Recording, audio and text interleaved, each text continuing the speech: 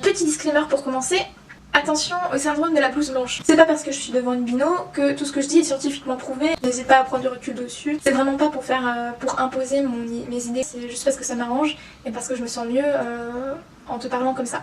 Voilà.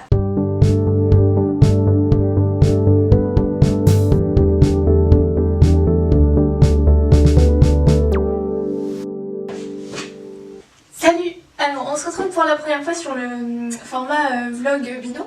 En fait c'est un concept que j'ai inventé, ou je sais pas si ça existe déjà.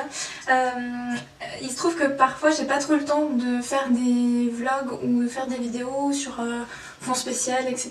parce que je suis en plein travaux de recherche en ce moment. Mais je fais des recherches où en fait tu vois j'observe. Et souvent, en observant, tu t'ennuies un petit peu. Donc en général, je lance des podcasts ou des trucs comme ça en même temps. Et je me suis dit, mais pourquoi pas faire des vidéos pendant que je bosse, puisque je peux toujours parler. Donc voilà, donc j'ai pensé à ce système-là. J'espère que ça vous plaira. Sinon, c'est pas grave, je le laisserai de côté. En fait, je vais te faire cette vidéo-là, plutôt d'introduction, avant la vidéo qui va sortir là. Je pense que je vais vous en faire une par semaine. Ouais, je vais essayer de faire un rythme un peu comme ça, une par semaine. Mais avant de lancer celle qui est en cours, je me suis dit il faut quand même que je les prévienne sur certains trucs et tout. Du coup je vais commencer à bosser en même temps. Du coup il n'y a pas trop d'intérêt que j'édite, que je me fasse chier à éditer une vidéo pour vous donner 3 astuces que vous pouvez faire comme ça. Du coup le principe de ce genre de vlog ça va être exactement comme je le fais quand moi je bosse, c'est-à-dire qu'il n'y a pas de cadre super spécial, tu vois juste ma tranche en train de bosser. Tu peux très bien bosser en même temps que de regarder cette vidéo, en fait c'est comme un peu comme un podcast tu vois. Avant de lancer la vidéo de cette semaine, je voulais te mettre en garde sur certains trucs. Parce que je vais te présenter des choses que tu vas pouvoir appliquer et tu vas pouvoir acheter plus ou moins, mais en fait ça va être des remplacements que je vais te proposer. C'est-à-dire que dès que tu auras fini quelque chose d'utiliser, enfin dès qu'un de tes outils sera arrivé au bout de sa vie, tu vas pouvoir faire un remplacement et remplacer vers quelque chose, remplacer par un outil qui sera un peu plus durable, un peu plus éco-responsable. Donc déjà la première chose c'est de faire attention au gaspillage. C'est-à-dire que la vidéo que je vais te présenter là, qui va arriver je pense dimanche ou un petit peu avant, ça va être des choses que je te conseille de faire une fois, et vraiment une fois, que tes outils seront arrivés, les outils que tu as déjà qui sont en plastique seront arrivés vraiment au bout de leur vie. Donc la première erreur qu'il ne faut pas faire quand tu fais du zéro déchet, c'est de croire qu'il faut que tu remplaces tout de suite. Et moi je suis un peu ce genre là, tu vois, de vouloir tout mettre en place tout de suite, avoir tout le temps tout de suite.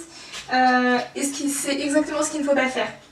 Parce que tu as déjà fait des erreurs par le passé, enfin tu vas te rendre compte que c'est pas forcément des erreurs, mais en gros tu as acheté des choses qui n'étaient pas forcément durables. Ça veut pas dire que tu dois tout jeter d'un coup et puis passer du jour au lendemain en mode zéro déchet. Tu peux faire ça par exemple pour ton alimentation, il y en a qui le font, mais le zéro déchet, dans le zéro déchet c'est pas possible. Du coup voilà, ça c'est la première mise en garde, ne gaspille pas, même si t'as déjà du plastique chez toi. C'est pas grave, tu peux l'utiliser à fond et tu peux lui trouver une seconde vie, par exemple en l'utilisant pour autre chose. C'est pas obligatoire d'ailleurs, sinon tu le jettes, hein, tu le mets dans un truc de recyclage si tu peux, ou alors bah tant pis, hein, c'était du plastique, donc ça, à la base c'est pas fait pour être recyclé. Donc tu vas pouvoir faire ça, surtout ne pense pas que les choses que je vais te conseiller, que je vais te présenter, c'est des choses que tu dois appliquer tout de suite sur le champ. C'est vraiment au fur et à mesure.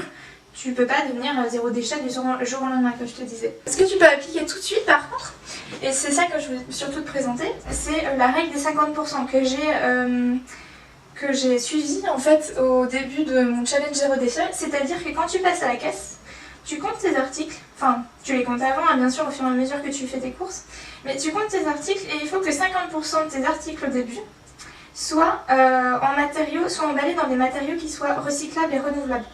Donc évite le plastique, même si tu vois que c'est recyclable, évite, mais au mieux, si tu ne trouves pas, prends du plastique qui est recyclable.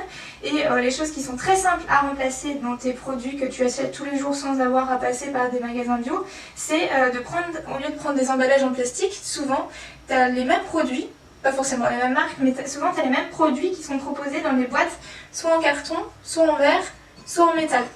Donc ça c'est des matériaux qui sont recyclables, attention au carton parfois ils sont pas recyclables, mais et les Tetra Pak aussi. c'est des matériaux que tu peux ajouter à ton panier dès maintenant et que tu peux mettre au recyclage. En fait, ça va commencer comme ça, le zéro déchet. Ça va pas être du jour au lendemain, tu vas sortir tous tes pots, tu vas acheter des sacs à vrac et tout ça. C'est vraiment au fur et à mesure que tu vas te rendre compte de ce que tu peux remplacer chez toi. Ça, avant tout, c'est du remplacement, en fait, le zéro déchet. Donc, dès maintenant, si par exemple ce soir tu dois faire tes courses ou autre, tu peux faire attention à ça, c'est-à-dire qu'au fur et à mesure que tu ajoutes tes articles, tu regardes dans le rayon, est-ce que le produit que je vais acheter, est-ce qu'il n'y a pas le même dans un emballage qu'en carton, en verre ou en métal. Et à partir de là, une fois que tu arrives à la caisse, tu comptes et tu vois si 50% de tes articles sont en matériaux recyclables. Si oui, c'est super, sinon bah, tu le notes, tu vas pas refaire tout le magasin forcément pour ça, tu le notes et tu dis bah, la prochaine fois j'essaierai de faire mieux et tu notes aussi quels articles tu n'as pas réussi à remplacer et la prochaine fois tu regardes si éventuellement il n'y a pas un truc que tu peux remplacer dans tes articles. Et ça va te permettre de changer le ratio dans tes poubelles, c'est-à-dire qu'au début, tes ordures ménagères en général, tu vois, tu as les ordures ménagères non recyclables, c'est là, et celles recyclables, c'est là. Bah, en fait, au début, pour le zéro déchet, ton objectif c'est de changer le ratio. Et c'est comme ça que tu vas pouvoir y arriver au fur et à mesure. Et tu peux commencer par là, juste en changeant les emballages, ça ne coûte pas forcément plus cher, c'est juste faire attention, regarder dans le rayon ce que tu peux prendre différemment. Voilà pour la règle des 50%, donc j'ai commencé comme ça et après je l'avais mis dans un article, je sais pas si je te mettrai le lien. Après j'ai augmenté le pourcentage au fur et à mesure. Donc quand j'ai vu que ça y est, en général quand je passais à la cage j'avais 50% de matériaux recyclables ou renouvelables, bah j'augmentais tu vois le panier. Je me disais maintenant je peux faire 75%, allez on y va. Et au fur et à mesure j'ai augmenté comme ça. Après là je pense que je suis à 90% je pense. Pour la nourriture, je pense que c'est à peu près bon. Mais il y a toujours des petits plastiques qui te rattrapent de toute manière. Donc il faut pas que tu te sens coupable. Surtout dès le départ, ne te sens pas coupable, ne te pourris pas la vie pour rien quoi. C'est pas grave, t'apprends. Et moi j'ai mis 3 ans quoi. Et là j'en suis même pas à 100%. Personne n'est à 100% de toute manière. Même Bea Johnson elle n'est pas à 100% tu vois. Donc, et Bea Johnson elle prend pas en plus forcément des produits qui sont bio. Donc c'est accessible pour toi, même si tu ne veux pas changer ton alimentation tout de suite, manger bio et tout ça. À Carrefour, à Leclerc, tu peux exactement faire, tu peux vraiment faire ce principe des 50%, puis après tu augmentes à 75, etc. Une fois que tu as le matériel, par contre, pour augmenter les 75%, là il te faudra des sacs à vrac, etc. Donc ça c'est le deuxième point que tu peux faire dès maintenant. Et ensuite le troisième point, c'est une erreur vraiment classique pour les débutants, c'est le greenwashing, c'est-à-dire les commerciaux qui exploitent l'inconscience et la bonne volonté des gens pour te mettre un packaging qui est tout vert avec un petit arbre dessus, un petit logo tout mignon et pour te faire croire que c'est respectueux de la planète, etc. alors que c'est absolument pas le cas. Ou en tout cas pas assez et souvent on se fait avoir comme ça. Donc comment faire pour éviter le greenwashing? Comment t'expliquer ça? En gros, quand tu achètes un produit, il y a énormément de choses qui rentrent en compte. Il n'y a pas forcément que l'environnement, parce qu'en fait, quand tu achètes un produit, il pollue avant, pendant et après. Et il ne fait pas que polluer, il peut aussi tuer et faire souffrir, que ce soit des êtres humains ou des animaux. Donc c'est quelque chose de très complexe à aborder. Je vais essayer de te faire ça de manière synthétique. Prenons un cas par exemple qui est assez simple au niveau des exemples, c'est par exemple pour les cosmétiques. Tu peux acheter des cosmétiques bio, mais ils ne sont pas forcément dans des emballages recyclables. La plupart d'ailleurs aujourd'hui sont dans des emballages qui sont en plastique. Ce qui est fort dommage. Ou alors, quand je trouve par exemple des produits cosmétiques qui sont dans des emballages recyclables, par exemple en verre, c'est du greenwashing. Donc, tu perds forcément. La marque Avril par exemple, c'est une marque qui est bio. Je crois qu'ils ont le signalé. C'est une marque française qui en plus est plus ou moins discount et qui est cruelty-free. Donc ils ont la norme, maintenant normalement ils devraient l'avoir, ils ont la norme PETA. Donc en fait ils sont reconnus par PETA comme quoi ils ne font pas de tests sur les animaux et ils ont même des produits vegan. Donc ne t'effraie pas au mot vegan. C'est pas parce que tu peux très bien acheter des produits qui ne sont pas à base de produits animaux ou à base de souffrance animale, continuer à manger comme un omnivore. enfin normalement quoi, comme on dit. Ça n'empêche qu'en fait, l'intérêt de prendre des produits qui sont comme ça, c'est parce que l'exploitation animale, elle est hyper polluante aussi. Donc c'est quand même à prendre en compte. Donc dans la mesure où t'as pas forcément envie de changer ton alimentation, le maquillage c'est pas vital, donc tu peux très bien faire un effort là-dessus et faire en sorte de prendre des produits qui n'ont pas pollué et fait souffrir des animaux avant, pendant et après. Mais après, je te dis, c'est vraiment compliqué. À chaque fois, on se fait avoir par le greenwashing, etc. Donc, il faut vérifier ces normes-là. Toujours. Donc, tu vérifies la norme AB, donc agriculture biologique. Ça, dans les cosmétiques, il faut qu'elle soit tout le temps là. Si elle n'est pas là, il y a un problème. Les normes aussi sur la souffrance des animaux. Moi, je me base surtout sur les sites de PETA qui recensent tous les sites et qui en plus te disent est-ce qu'ils sont, est-ce qu'ils sont dans un programme contre la souffrance animale, est-ce qu'ils ne font aucun test sur les animaux, est-ce qu'ils sont véganes aussi. Tu as une liste comme ça, tu as juste à rentrer le nom de la marque et ils te disent tout. Si elle n'est pas dans ma liste et que c'est pas le cas, c'est quand même un bon marqueur parce que les autres sont pas forcément... En fait, des fois, ils peuvent se déclarer cruelty-free, mais ils le sont pas vraiment. Il y a une marque d'une amie qui fait ça, où ils te font toute la liste, ouais, c'est bio, naturel, machin truc et tout. Et en fait, tous les logos, ça vient de leur illustrateur. C'est rien, ni plus ni moins que des mensonges. Si tu vois qu'il manque des trucs comme ça, ou que les logos, tu vois, c'est pas ceux que tu connais d'habitude, méfie-t'en. Pareil pour les normes AB. Tu peux te faire avoir comme ça aussi, te mettre un truc bio-organique, machin truc. Fie-toi à la norme AB et au fur et à mesure que tu découvriras les autres normes, tu pourras faire des exceptions. Mais voilà, fie-toi. Et je te parle des normes en fait parce que c'est très dur de trouver des cosmétiques qui respectent l'environnement et qui soient zéro déchet en même temps. Il y avait Lush qui faisait des produits dans des contenants recyclables et réutilisables. Sauf que Lush c'est du greenwashing. Et ça je t'en parlerai plus tard d'ailleurs. Donc c'était bien pour l'emballage mais pour la composition c'était pas bien.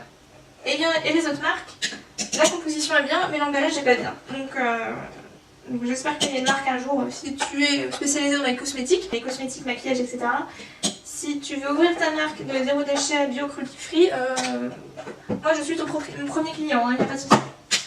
Donc voilà, à défaut de trouver des choses zéro déchet, fais attention aux normes que tu peux déjà intégrer dans ton quotidien qui sont importantes et qui rentrent dans ce challenge-là de l'amélioration, c'est même plus de la sauvegarde, c'est de... Je sais même pas ce que c'est. On essaie de limiter la casse en fait. Donc les normes sont là pour limiter la casse et permettre une amélioration quand on aura un peu tout stoppé, mais bon, ça arrivera peut-être jamais. Mais en tout cas, si tu peux pas faire ta part en tant que zéro déchet, tu peux regarder pour les normes. Voilà. Il va où lui? Il va là. Voilà, donc ça c'était pour les normes. Donc je te mettrai une liste, des liens. T'as une fille qui tient un blog aussi, qui fait attention, qui met à jour les marques, etc. Parce que c'est pareil, il y a des rachats de marques, des fois qui peuvent tout changer. Et ça, je t'en parlerai dans une vidéo complète, hein, t'inquiète pas, parce que c'est hyper précis et hyper chiant. C'est la politique, c'est des rachats, c'est des normes d'entreprise, de cahier des charges et tout, c'est hyper chiant. Par exemple, les trucs bio, discount dans les magasins style Carrefour, etc. Ça, pareil, c'est pas top. Mais pour commencer, c'est pas mauvais. C'est-à-dire que si tu veux continuer à faire tes courses dans un magasin, dans un centre commercial, franchement, c'est mieux quand même de prendre du bio avec AB. Attention, hein, pas du bio greenwashing. C'est mieux de prendre du bio avec la certification AB, même si c'est fait par Carrefour, même s'ils exploitent les producteurs, etc. C'est toujours moins pire, en tout cas j'espère, que de prendre du conventionnel discount, tu vois. Surtout que franchement les prix en bio, dans les trucs conventionnels, c'est pas si cher que ça va. Enfin, tu vas te rendre compte au fur et à mesure. Voilà, donc vérifie bien le AB pour tous les produits, parce que tu vas te rendre compte, par exemple, juste pour le liquide vaisselle, j'ai trouvé ça, c'était impressionnant. pour le liquide vaisselle, on te fait croire qu'il y a plein de trucs qui sont bio, etc. Mais quand tu regardes les sigles, t'as juste un petit arbre à la con qui te fait croire que c'est bio, avec une petite sigle écolabel ou je sais pas quoi, mais t'as rien de AB dedans. T'as rien de normes internationales, etc. qui sont convenables et correctes. Donc fais gaffe à ça pour n'importe quel produit. En fait, le conseil que je te donne dès le départ, quand tu vas faire tes courses en plus des 50%, regarde les étiquettes. C'est tout. Pas forcément tu sais la composition, mais regarde l'étiquette, regarde est-ce qu'il y a vraiment le truc AB ou pas dessus. Parce que sinon tu transfères juste le problème vers un autre problème, qui est le greenwashing, et au final tu t'en sors pas. Donc ça fait partie des erreurs que j'ai faites moi-même, hein. Je les explique vraiment, t'inquiète pas. Là tu vois par exemple, la plupart de mon make-up, c'est des trucs où je me suis fait avoir. Sauf les cadeaux d'Hélène qui sont de la marque Avril et qui sont très bien. Donc c'est pas grave si tu fais des erreurs au début, c'est normal. Si t'en fais pas, franchement, tu me dis, parce que je veux bien avoir ton secret. Et surtout, une troisième chose que tu peux faire, mais ça c'est à faire pour toute ta vie en fait, tout le temps, c'est de toujours te poser la question pourquoi et comment. Comment a été fait ce produit? Pourquoi je l'achète? Est-ce qu'il y a une alternative? Et comment il a été fait, même si tu as les bons cycles. Tu peux te poser la question parce que il y a encore des pièges aussi dans ces endroits-là. C'est pas parce que c'est bio que c'est forcément mieux. Tu peux avoir du bio qui a été produit par exemple au Brésil ou en Chine, qui a été envoyé jusqu'en France. Et là, l'impact carbone il rentre vachement en compte quand même. Sachant que dans le rayon, juste à côté de ce produit-là, tu peux avoir un produit qui a été fabriqué juste à côté de chez toi par un commerçant local, par un producteur local, pardon. Qui n'utilise pas forcément toutes les merdes de l'agriculture conventionnelle et surtout l'impact carbone il est moindre et tu fais travailler l'économie locale. Donc parfois il faut faire aussi ce choix entre le moins pire, on va dire. C'est ça, on va faire le choix entre le moins pire. Après c'est à toi de voir, mais franchement entre financer un producteur local qui n'est pas forcément bio, mais au moins qui travaille à côté, qui vit de ses produits, tu vois, sans forcément travailler dans une multinationale et choisir une multinationale qui fait du bio mais qui l'a envoyé dans un container depuis le Brésil, moi je préfère la première solution. Après c'est à toi de voir. Et souvent, le produit du producteur local, il va pas être plus cher, des fois même moins. Donc ça c'est un truc aussi à prendre en compte quand tu commences ton aventure zéro déchet, en fait c'est vraiment surveiller ce que tu achètes quoi. Avant de absolument éviter les emballages, c'est ça qu'il faut que tu fasses. Donc pour résumer, premièrement, fais attention au gaspillage. C'est pas parce que je te montre une alternative que tu dois tout de suite tout remplacer. Use tes produits jusqu'à la moelle et après tu les jettes ou tu les vas recycler et à partir de là, tu prends une alternative qui dure toute la vie ou qui a moins d'impact. Au fur et à mesure. Il ne faut pas hésiter aussi, tu vas devoir investir, ça je te le cache pas. Tu vas devoir investir dans certains produits. Par exemple, ma bouteille là, elle m'a coûté 25 balles, mais je vais la garder toute ma vie. Donc, gaspillage. Ensuite, la règle des 50%, donc, tu peux l'appliquer dès aujourd'hui. Dès que tu vas faire les courses, tu fais gaffe. Tu peux commencer à moins de 50%, tu peux commencer à 20%, 25%, après tu montes à 30, 40, 50, et puis après tu te fais ton plan à toi, quoi. Le truc et tu le fais à ton rythme surtout. Fais-le à ton rythme. Et ensuite, attention au greenwashing. Ne te fais pas berner par tout ça. Informe-toi dès maintenant parce qu'en fait, ça met assez longtemps avant de comprendre les rouages des trucs, sauf si tu connais déjà, du coup ça c'est vachement bien. Mais fais attention au greenwashing. Donc ça c'est les 3 points importants. Et puis, comme je te disais, quand tu as un doute, pose-toi les questions pourquoi je veux ça et comment il a été fait, est-ce qu'il n'y a pas une alternative, etc. Et en fait, en te poser la question, tu vas trouver les réponses par toi-même. Et voilà, je crois que globalement c'est tout. Et du coup, n'hésite pas à me dire dans les commentaires comment c'était zéro déchet, comment t'as démarré, comment t'as fait ton évolution et tout. Est-ce que tu t'étais fixé un plan? Te culpabilise pas de pas faire assez. C'est normal. On n'en fait jamais assez de toute façon.